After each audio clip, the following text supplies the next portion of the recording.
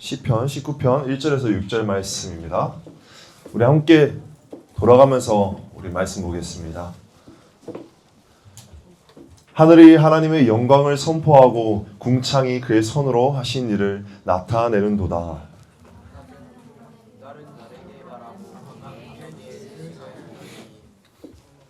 언어도 없고 말씀도 없으며 들리는 소리도 없으나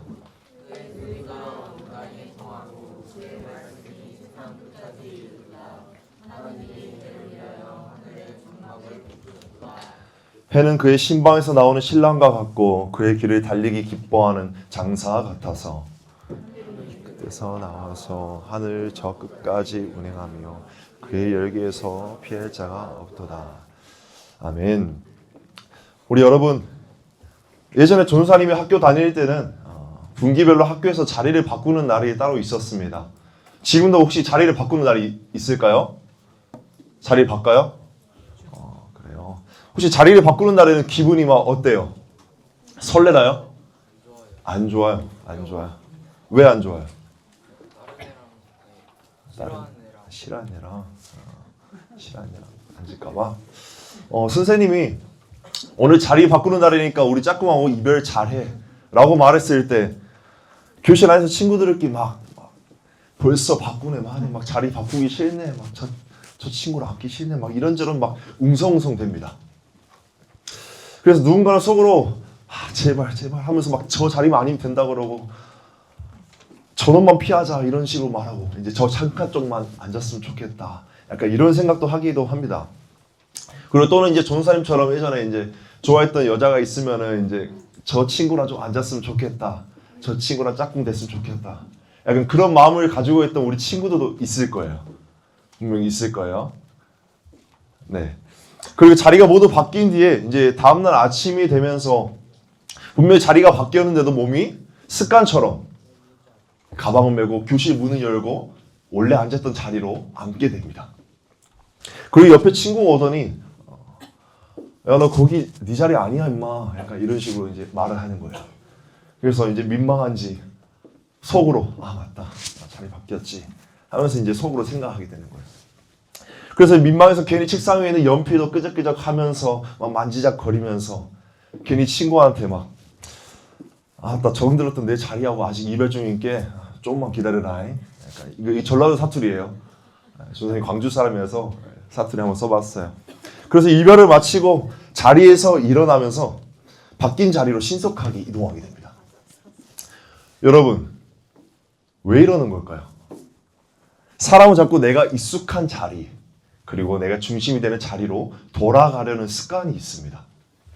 자리가 바뀌었다는 사실을 머리로는 알아도 몸과 마음은 자꾸 원래 자리로 돌아가려고 하는 모습이 있습니다. 신앙도 이와 같이 비슷합니다. 하나님이 창조주이시고 하나님이 세상의 주인이시라는 것을 우리는 듣고 알고 있습니다. 그런데도 마음은 자꾸 내 판단과 내 기준과 내 계획과 내 욕심, 이러한 것들로 인해서 내가 주인인 자리로 돌아가려고 합니다. 그래서 하나님께서 우리에게 한 가지를 보여주시고자 합니다.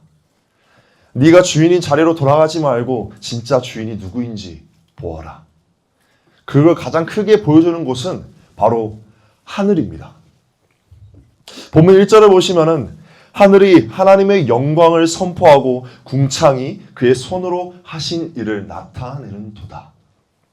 여기서 시인은 하늘과 궁창을 그냥 배경으로 설명하는 것이 아니라 하늘은 하나님을 소개하는 큰 현수막인 것처럼 표현을 하고 있습니다.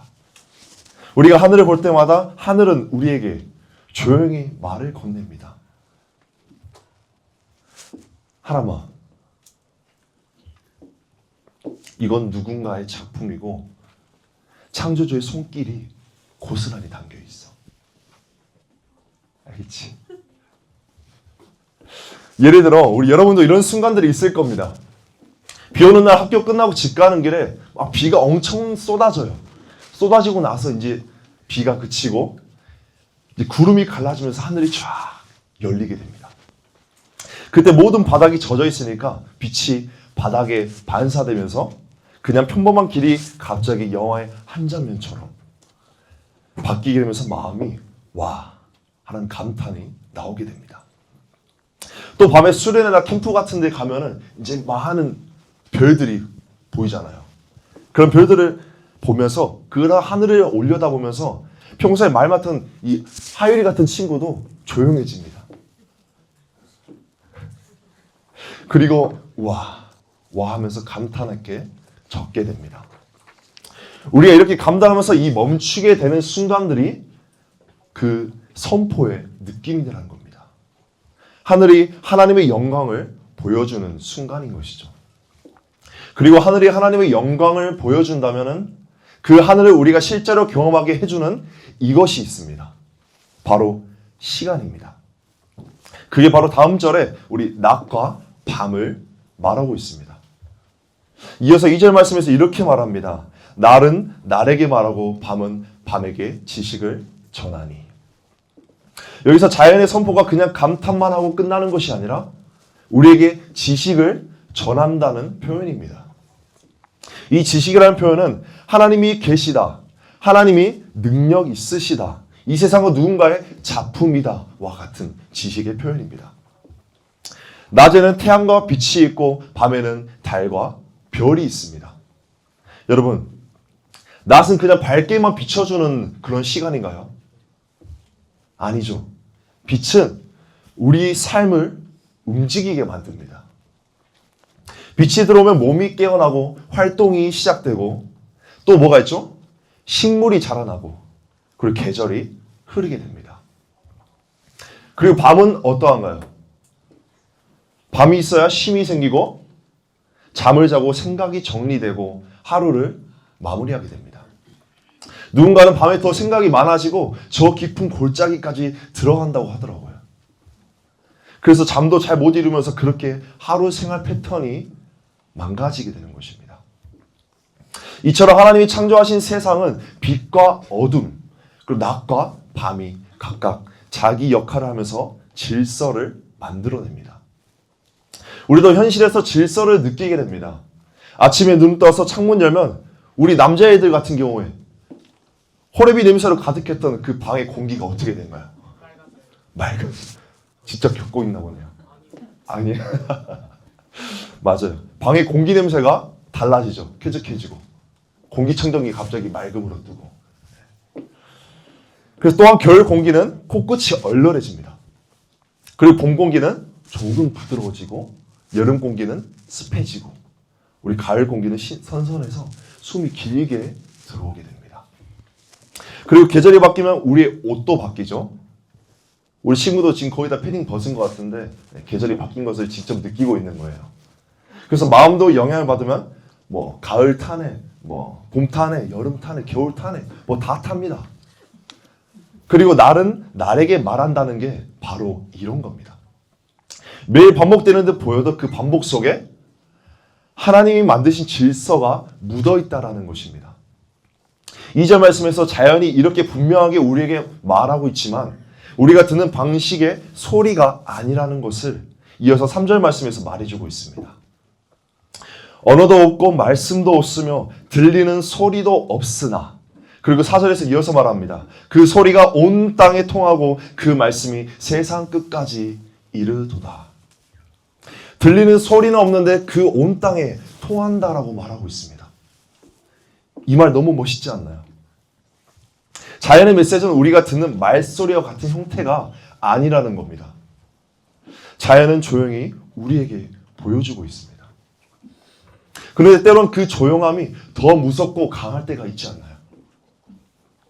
예를 들면 집에서 부모님께서 진짜 화나셨을 때 큰 소리로 막 화내시는 부모님이 계시는 반면 큰 소리보다 묵직하고 조용하게 계시는 부모님이 더 무서운 것 같습니다. 눈빛 하나, 침묵 하나, 그 쎄한 공기가 모든 걸 말해주고 있습니다. 너 더 이상 입려면 어떻게 되는지 한번 보여줄게. 한번 더 말해봐. 이런 눈빛인 거죠. 이런 것처럼 자연이 그런 방식으로 하나님을 말하고 있습니다. 설명을 길게 하지 않아도 보여주는 것만으로도 우리들의 마음을 멈추게 합니다. 그래서 중요한 사실은 하나님의 창조는 특별한 사람만이 알아보는 힌트가 아닙니다. 세상 끝까지 이릅니다. 누구나 하늘을 보고 바람을 맞고 비를 경험하고 계절을 지나면 우리는 살아가게 됩니다. 하나님이 창조하셨다면 우리는 매일 그분의 흔적을 따라 걸으며 지나가는 중이라는 겁니다. 다만 문제는 그걸 우리가 느끼며 사는가 아니면 그냥 지나치며 사는가입니다. 이어서 본문 4절 하반절부터 이 말씀 속에서 해 이야기를 해주고 있습니다. 하나님이 해를 위하여 하늘의 장막을 베푸셨도다. 시인은 하나님의 작품들 중에 하나인 해를 중점으로 이야기해주고 있습니다. 하나님이 해를 위해 장막을 치셨다는 표현은 해가 매일매일 떠오르고 들어가는 이 그 자리와 길이 하나님 손 안에 있다는 표현입니다. 그리고 5절 3번절에서 더 구체적으로 우리에게 이야기해주고 있습니다. 해는 그의 신방에서 나오는 신랑과 같고, 여기서 말하는 신방이 무엇일까요? 신방이 무엇일까요? 신방 아는 친구 있을까요? 나이키. 신발? 못 들은 걸로 할게요. 자, 신방. 들어본 적 있어요? 들어봤어? 근데 무슨 뜻인지 모르겠어? 그 옛 문화에서 이제 결혼식을 치른 뒤에 이제 신랑이 신부와 함께 그 머무는 방을 신방이라고 합니다. 신혼방인 거죠. 그래서 아침 해가 동쪽에서 떠오르는 모습을 우리 신랑이 기쁘게 방에서 나오는 모습을 말해주고 있습니다. 여러분도 아침에 창문 커튼 사이로 빛이 들어오면 방 분위기가 어떻게 된가요? 막 환해지죠? 아니면 뭐 눈부셔 하고 바로 커튼 닫고 다시 자나요? 그래요? 많은 친구들 끄덕이네요. 전사님도 그랬어요. 빛이 너무 싫었어요. 더 자고 싶고. 어둠의 자식이라고? 자, 빛이 들어오기 시작하면은 우리에게 어둠이 물러가고 방 곳곳의 색감들이 살아나게 됩니다. 바로 하루가 시작됐다라는 신호입니다. 그리고 5절 하반절을 보시면은 그의 길을 달리기 기뻐하는 장사 같아서. 여러분, 지구가 돌아가는 이 자전 때문에 해가 돌아가는 것처럼 보여집니다. 우리는 지구가 움직이는 것을 실제로 직감하지 못하고 해가 움직이는 것처럼 보이지만은 우리 사람의 시점에서 해가 움직인다고 가정해 볼게요. 여러분, 해가 멈추는 걸 본 적 있으신가요? 해가 멈추는 거 본 적 있는 사람? 아무도 없죠. 아니, 관심이 없는 건가? 자, 우리가 해는 지치지 않고 자기 길을 계속해서 걸어갑니다. 우리가 늦잠을 자도 해는 뜨고, 우리가 우울해도 해는 뜨고, 우리가 게을러도 부지런해도, 밥을 먹고 우리가 게임을 해도 해는 꿋꿋하게 자기 길을 걸어갑니다. 하나님이 세우신 창조 질서는 우리 기분에 따라 움직이지 않는다는 걸 보여주고 있습니다. 꾸준하게 견고하게 갈 길을 간다라는 겁니다. 그리고 6절 말씀을 보면 하늘 이 끝에서 나와서 하늘 저 끝까지 운행하며 그의 열기에서 피할 자가 없도다. 하늘 동쪽에서 나와서 서쪽으로 질 때까지 운행한다라는 것입니다. 그렇다면 우리가 실제로 느낄 수 있는 해가 우리에게 미치는 영향이 어떤 것들이 있을까요?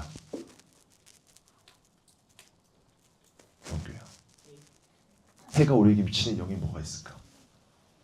우리 생활에서. 모르겠어. 해가 있으니까 빨래가 마르죠? 그렇죠? 그 식물이 자라서 과일을 우리가 먹게 되고 우리가 밥도 먹을 수 있게 되고 그 바닷물이 증발해서 구름이 되고 그 비가 되어서 땅을 적셔서 모든 생명이나 생물들이 살아나게 됩니다. 그리고 해가 있으니까 우리는 일어나고 움직이고 쉬고 다시 시작하는 리듬이 생기게 됩니다. 또 하나님이 창조하신 만물은 어떤 것들이 있을까요? 바다를 보면 파도가 쉬지 않고 움직이고 바람은 방향을 바꾸며 계절을 따라오고 강물을 흐르며 땅을 적시고 상가들은 계절마다 색을 바꾸어 줍니다. 이런 것처럼 하나님이 창조하신 만물은 셀 수 없이 많음을 보여주고 있습니다. 그리고 말씀에서 말하고 있는 해의 핵심적인 내용이 있습니다. 고대에는 해를 신처럼 섬기는 문화가 흔했습니다. 하나님 말씀 속에서는 해가 창조주를 가리키는 증인처럼 움직인다라고 말해주고 있습니다. 즉 자연이 주인공이 아니라 자연이 가리키는 분이 주인공임을 말해주고 있는 것이죠. 바로 그 주인공이 우리 창조주 하나님이시라는 겁니다. 이런 것처럼 하나님께서 세계 모든 만물을 창조하셨습니다. 이제 하나님이 창조하셨다는 걸 믿는다면 우리는 어떻게 살아야 할까요? 창조주심을 믿는다면 우리는 어떻게 살아야 할까요? 오늘 말씀 속에서 말해주는 결론은 하나님께서 창조하셨다는 것을 믿는다면 이제 하나님의 영광을 바라보며 살아가야 한다고 말해주고 있습니다. 그런데 하나님의 영광만 바라보며 살아가야 한다고 하는데 하나님의 영광만을 바라보며 사는 삶은 어떤 삶인데요? 하나님의 영광만을 바라보는 삶을 살면 첫 번째로 세상을 읽는 방식이 바뀌게 됩니다. 하늘을 보면 그냥 날씨가 꾸리꾸리하고 비가 오네. 이 정도로만 끝나시는 것이 아니라 하나님 만드신 질서가 오늘도 움직이네 라고 우리가 생각하게 됩니다. 또는 비가 오면 짜증만 나오기 쉽지만 비가 땅을 살리고 공기를 바꾸는 걸 보면 하나님이 생명을 돌보시는구나 라고 생각하게 됩니다. 이처럼 모든 것을 다 하나님으로 연결하는 습관, 하나님으로 연결하는 습관을 이 습관이 생기게 된다는 것입니다. 두 번째로는 하나님의 영광만을 바라보는 삶은 작은 것에도 충성하게 만듭니다. 하늘을 바라보고 감탄하는 것만으로 끝나는 것이 아니라 하나님의 영광을 진짜 바라보면 그 영광이 내 삶의 언어와 태도까지 바뀌게 된다는 것입니다. 집에서 부모님에게 하는 말투 하나 바꾸는 것, 한 번 더 참아보는 것, 그 친구에게 상처 주는 농담을 멈추는 것, 말씀대로 살기 위해 순종하는 것, 이러한 것들입니다. 하나님의 영광은 교회 안에서만, 우리 찬양팀이 하는 이 무대 안에서만 머무는 것이 아니라 교실과 우리 학교, 집과 길거리에서 내 일상 속 작은 선택에서 드러나게 된다는 것입니다. 마지막 세 번째로 하나님의 영광을 바라보는 삶은 두려움 속에서도 고개를 들게 됩니다. 청소년 시기는 불안이 많은 시기입니다. 우리 선생님들은 다 겪어서 다 알고 있어요. 성적이나 진로, 관계나 이제 미래에 대한 이제 불안감들 때문에 사람은 시선이 바닥으로, 아래로 떨어지게 됩니다. 자꾸 더 파고들고, 더 비교하고, 더 숨고 싶어지면서 도망치게 됩니다. 그때 시편 19편은 오늘 우리에게 고개를 들어 하늘을 보게 해줍니다. 하늘을 본다는 말은 현실을 외면하라는 뜻이 아닙니다. 우리에게 오는 문제들보다 더 크신 하나님을 바라보라는 의미입니다. 내 마음이 내가 다 책임져야 해 라고 소리칠 때 하늘은 조용히 이렇게 우리에게 말해줍니다. 이 세상을 붙드시는 창조주가 계신다. 여러분, 해가 매일 자기 길을 가는 것처럼 하나님은 오늘도 세상을 질서 있게 움직이게 하시고 계절을 돌게 하시고 비를 내리게 하시고 생명을 자라게 하십니다. 그 하나님은 우리 인생도 그냥 두지 않으신다는 겁니다. 내가 보기엔 앞이 캄캄해 보여도 하나님은 우리의 길을 다 알고 계신 줄로 믿습니다. 내가 방향을 잃어도 하나님은 길을 만들어 가신다는 겁니다. 내가 흔들려도 하나님은 흔들리지 않으신다는 겁니다. 그래서 하나님의 영광을 바라보는 삶은 결국 우리가 이런 고백을 하게 됩니다. 주님, 지금 내 마음은 두려움으로 무너지려고 하지만 하늘이 주님의 영광을 선포하듯이 내 삶도 주님 손 안에 있음을 믿습니다. 내 시선을 문제에만 고정하지 않고 창조주 하나님께 고정하며 살게 하여 주시옵소서. 사랑하는 우리 청소년 친구들, 오늘 본문에서 우리에게 이야기해주고 있습니다. 하늘이 하나님의 영광을 선포하고 낮과 밤이 지식을 전하고 말없는 소리인데도 온 땅에 퍼지고 해는 멈추지 않고 자기 길을 갑니다. 이 모든 것들이 말해주고 있는 건 이 세계는 우연이 아니라 창조주 하나님의 손길 아래 있다는 것입니다. 그래서 하나님이 창조주심을 믿는 우리는 이제 하나님의 영광만을 바라보며 살아가야 합니다.